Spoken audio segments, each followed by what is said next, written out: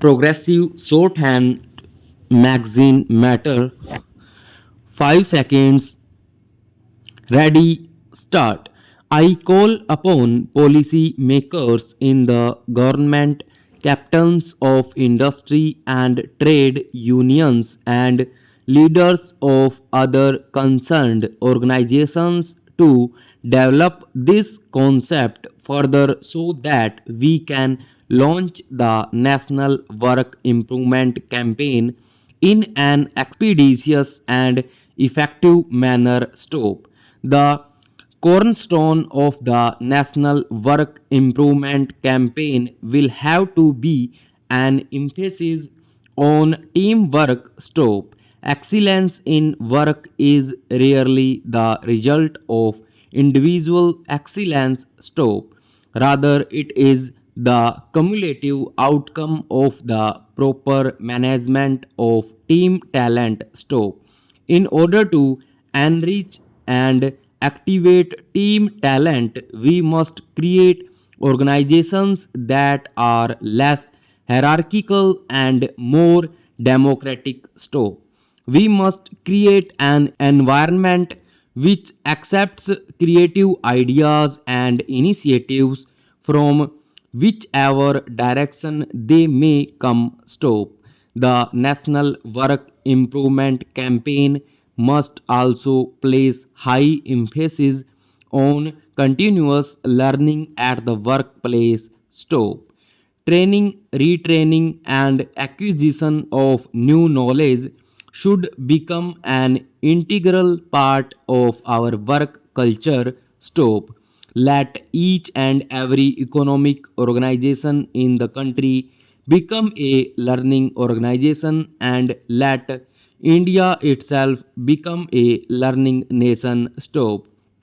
Our efforts to create a new national work culture will bear the desired fruit only if it is rooted in the age old concept of Seva. Stop.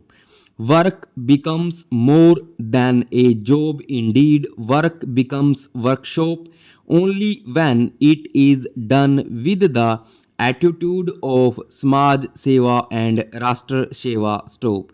Once again, I congratulate the Sharam Award winners and their managements and express the hope that they will continue to display the qualities that have won them this prestigious national honor. Stop.